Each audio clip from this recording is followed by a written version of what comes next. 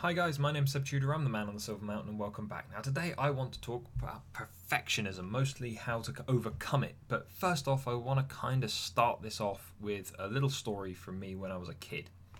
Now, when I was a kid, I'm still quite particular about the things that I do, but when I was a kid I was even worse. And so when it came to one particular project where we had to build using MDF, medium density fiber board, um, and a couple of tools like a little hand drill and some other bits and pieces. In school, we had to build ourselves a little toy car, and the kind of finishing touch was we had kind of acetate that we needed to cut into the right kind of shape and size for whatever it is that we had built, and attach it to the where the windshield should be for the car. Now, I had this idea of how it all should go. Yeah, I had set myself this standard, and everything was going so well. I was really happy with the structure, the design, the wheels moved, and everything. Really happy with it, right up until we got to that windshield. Now, this was me at probably age 6, 7, something like that. And as a result, I didn't have maybe the full knowledge of what I could do with the acetate, but also the only tools I really had at my disposal. Where now Seb would go, okay, well it's actually probably if I bent it around the right way, and because of the way that the fiberboard is, and because of the way the kind of acetate plastic stuff was kind of staticky, it would probably stay in place, and then I would probably just go, do you know what? The body of the vehicle didn't have anything inside so much apart from the cutout for where the windscreen kind of needed to go. So just to make sure it didn't just slip off or anything, I just stick a couple of nails in it. That's modern Seb. That's current Seb. Back then, though, the only thing that I had, because obviously they didn't allow 6-year-olds hammers and nails, was glue. I think it was PVA glue. And so to begin with, I was just like, well, all I've got is glue, slap it on, stick it on, leave it to dry, it'll be fine. Of course it bloody didn't, because it was PVA glue, a very wet type of glue, on plastic. It wasn't super glue or anything like that. It was like a non-toxic kind of, I think is it fish-based glue? I can't remember, but it's the really kind of bog standard kind of arts and crafts glue that the school had. And so as a result, rather unsurprisingly, it didn't do the job, and it just led to me getting frustrated with it. Now, shortly that project was like the last project that we had to do before a parents' evening or something, and I went in with my mum for the parents' evening, and we sat down with the teacher, and he did very well on everything apart from the windshield. And I was like, yeah, but it wouldn't stick. And he was like, well, what did you do then? And I went, well, I put more glue on it, because that's exactly what I did. Because at the time, Seb went, if it doesn't stick with that much glue and it doesn't dry, then maybe I should wipe this off and apply more glue, because more glue is stickier, right? Yes. No, absolutely not. I mean, that's what worked with certain parts of the wooden structure for the rest of the vehicle, but obviously not for the plastic. And so as a result, with my standard that I had set myself of, oh, well, this is how it needs to work, when he then went, well, actually, I think you gave up on other options too quickly, because you had set your standard, you had set your idea of what needed to happen. So if I do this, and he showed me that it would just stay in place with its kind of staticky, like how static the stuff was, and then he was like, and then if you wanted to make sure it stayed on, then you could fix it some other way. That was something that was kind of a wake-up call to me at the time, where it was like I'd given up too quickly on other options, and not done enough research, not done enough investigation, not looked for other things. And there's always an element of that in human thinking and human understanding anyway, and I'll cut myself some slack because I was 6, but it still demonstrates a kind of perfectionist mindset where you have your own standard, so and it might be hard to meet it. So there are four main kind of areas that we can identify a level of perfectionism in, and especially when it could be causing you a problem. So the first one is, as with my situation there, where having trouble meeting your own standards, setting yourself a thing and not being able to meet it. Second is when you feel frustrated or depressed or angry when trying to meet your own standards because they are so difficult. Um, and then the third one is having other people actually potentially voice their thoughts about how your standards might be too high, or your expectations of what you have available to you might be too high. And then finally, it's and the biggest one for kind of showing that it's a problem is, do your standards get in the way? Do they actually make it difficult for you to achieve deadlines? Deal with other people, get things done. Do you find that because you are putting so much kind of focus on your on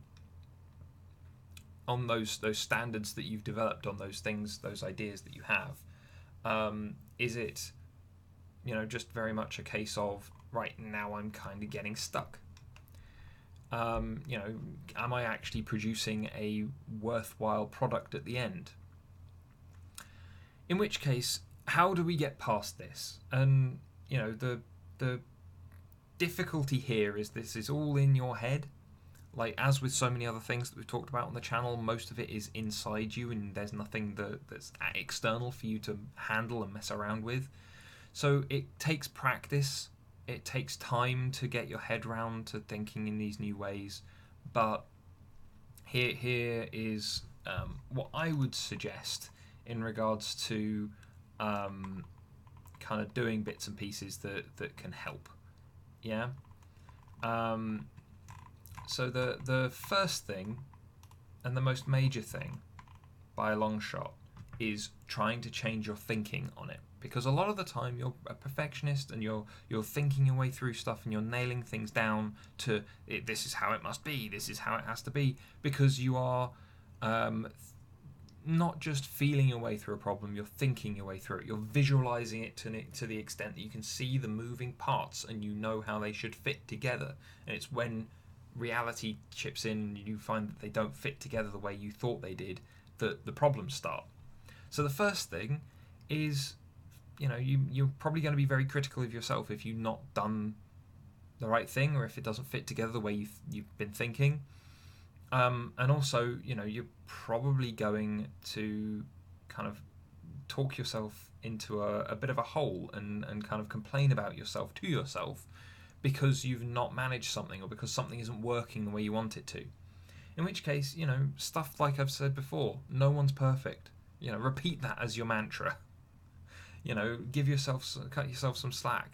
No one has a great time all the time. It's okay not to be on top form every day. Just let yourself have that little bit of space. But then also, people tend to go back to the thing of, oh, well, I didn't think hard enough, I didn't do well enough. I'm being lazy if I take a break. And it's, if I give myself that space. And it's like, well, okay, let's take a look at a different angle, shall we? Are there other ways to look at it? Actually write them down so that you can see what other ways there might be that you could approach this that you're not currently dealing with. If someone came, one of the best questions ever, if a friend came to you with your problem, what advice would you give that friend? Yeah? Because then you're removing the problem from you and literally throwing it to someone else. So you've got that extra distance to kind of see what's going on. That's a great question. It's one that I really enjoy throwing at clients, because it means that they have to take that moment to step back. Because if it's in someone else's hands, then they can't directly mess with it, which again can be really frustrating to a perfectionist as well.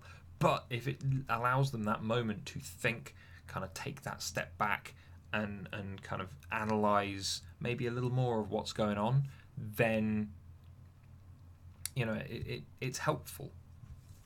And the last thing that I've got on this part, on the thinking process part, is you need to look for kind of middle grounds, and the only way you can do that is by seeing the big picture. Yeah, I've said this before. Always look for big picture and then zoom in. There are lots of people who are very small picture and then like to try and work out.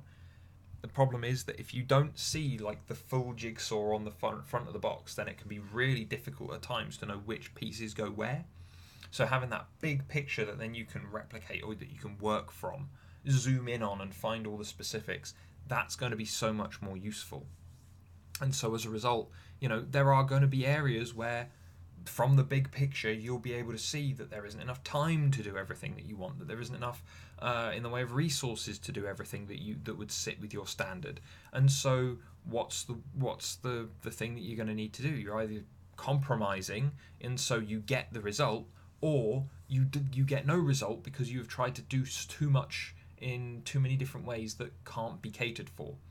Always go for what gives you the result rather than anything else. And if that's a compromise, make it a perfect compromise. If that's what can help you get past that perfectionist thinking and kind of attachment, then go, okay, well, if we're going to compromise, then we're still going to do it well. We need to make sure that we are cutting in on as much as we possibly can so that we get as much bang for our buck. Make efficiency and focus on the perfecting the efficiency and the efficacy of the situation rather than the product that you kind of maybe wanted.